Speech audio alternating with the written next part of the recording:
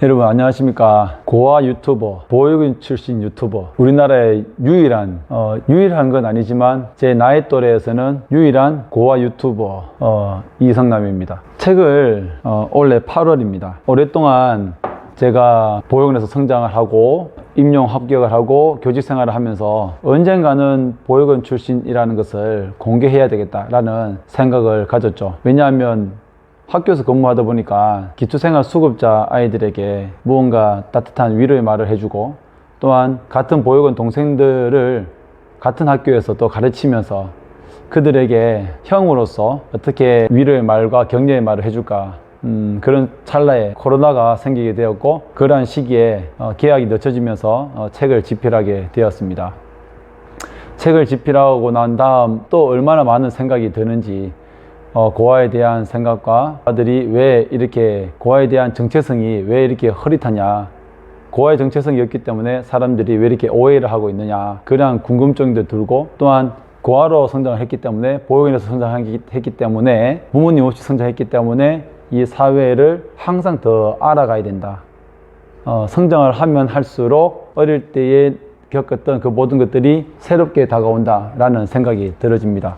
그래서 유튜브를 하게 되었는데, 이렇게 공개를 하면서도 사실은 많은 고민도 되고, 사실 요즘 최근에 주변에 있는 우리 지인들께 유튜브 소개를 하면서 여러 가지 조금 위축되는 그러한 부분들도 있습니다. 그런 주변에 있는 지인들, 정말 저를 전혀 이름만 알고 있는 그런 분들도 저에게 대단하다 이렇게 말씀해 주시니까 사실 공개한 것이 잘했다는 보람도 느끼고 있습니다. 우선 오늘 여러분께 말씀드리는 것은, 왜 그렇다면 제가 왜 공식적으로 책을 쓰게 되고 제 삶을 공개하게 되었느냐, 딱 두 가지입니다.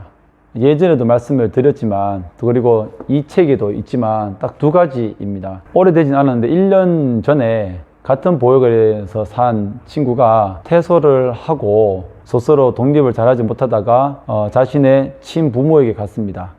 친부모에게 갔는데 그 아버님이 재혼을 하셔서 새엄마와 함께 살고 있었는데, 그곳에서 도움을 받고자 원했지만 그 가정에서도 편안함을 느끼지 못하고 그곳에서 새아빠의 집에서 스스로 목숨을 끊는 그런 극단적인 선택을 하였습니다. 18년가량 보육원에 있으면서 어렵게 부모님 없이 외롭게 성장을 한 친구가 퇴소를 하고 친부모에게 돌아갔지만, 그곳에서도 외로움을 떨쳐내지 못하고 스스로 극단적인 선택을 한 것에 보면서 정말 이 보육원, 보육 정책들이 잘못되었구나. 이 아이가 정말 우리나라가 아동 중심으로의 아동을 존중하는 사회라면, 이 아동이라는 나이대가 만 18세에 어떻게 이 아동이 청년으로 갑자기 도약을 해서 스스로 사회에서 혼자 살아갈 수 있느냐. 이것은 불가능하다.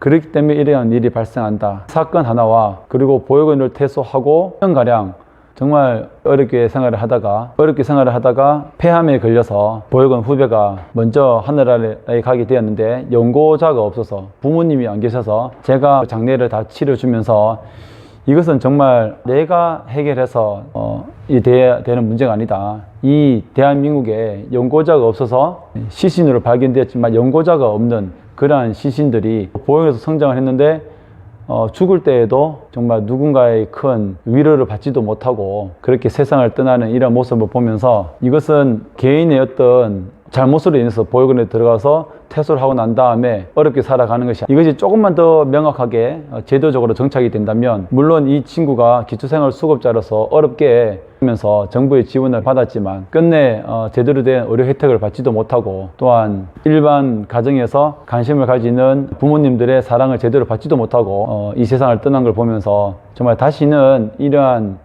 보육원 출신 아이들이 퇴소를 하고 나면이라도 더 많은 어떤 지원과 관심을 받을 수 있도록, 제대로 된 지원을 받음으로써 이 사회에서 당당한 사람이 될 수 있도록 성장을 해야 되겠다라는 생각이 들었기 때문입니다. 첫 번째는 이 두 가지입니다. 제가 유튜브를 시작하고 여러분에게 공개한 이유는, 퇴소를 하고 후배, 동생, 그리고 어렵게 정말 하루하루를 열심히 일하면서 살았지만 결국은 폐암에 걸려 하늘나라에 가게 되었지만, 연고자가 없어서 같이 보육원에서 성장한 제가 그 장례를 다 마치게 된 이런 사례를 보면서, 이것은 개인의 잘못이 아니다. 우리 국가에서 조금 더 관심을 가져줘야 된다, 그런 생각이 드는 것입니다. 그리고 한 가지 더는 여러분 아시는 분도 계시겠지만 제 친부모를 찾기 위함입니다. 제가 보육원에 들어간 것은 저의 잘못이 아닙니다. 부모님의 잘못이죠. 그러면 그 부모님이 잘못하셨으면 저에게 사과를 요청하고 저를 보육에 맡기게 된 경위에 대해서 이성적으로 설명해 줄 필요가 있다고 생각이 되어집니다. 그리고 저뿐만 아니라 이 땅에 앞으로 생겨나는 보아동들, 그리고 태어나자마자 바로 베이비박스에 가는 모든 아기들이 부모님의 존재에 대해서 내가 알고 싶다, 알고 싶은 그 권리, 알아야 될 권리를 행사할 수 있도록 모든 보육원에 맡긴 부모들이 자신의 자식에 대해서는 책임감을 갖도록 하기 위해서 제가 부모님을 찾아야 된다는 생각에 공개를 하게 된 것입니다. 여러분, 최근에도 여수에서 한 아이를 방치해서 아이를 죽게 만들고 그 아이를 냉장고에 보관한 학대 사건이 있었습니다. 그리고 아이들을 방치해서 아이들이 라면으로만 끼니를 때우다가 화재를 일으켜서 목숨을 잃는 일도 발생했습니다.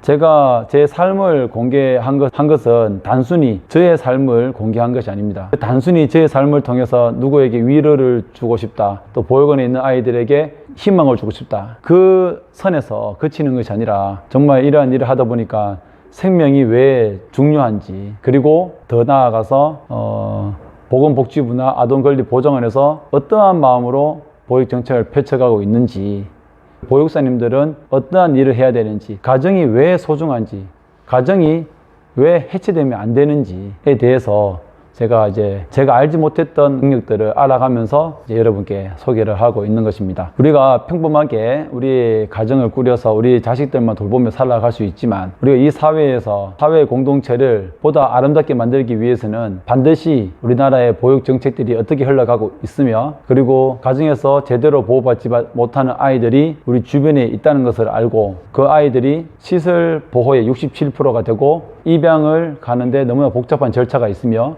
가정 위탁에 대한 우리의 생각들이 부족했음을 우리가 꼭 알아야 되겠습니다. 내 자신이 행복한 것도 좋지만 아동들이 행복해야 우리나라가 행복하고 우리 모두가 행복할 수 있기 때문입니다. 모두 함께 해 주셔서 감사합니다.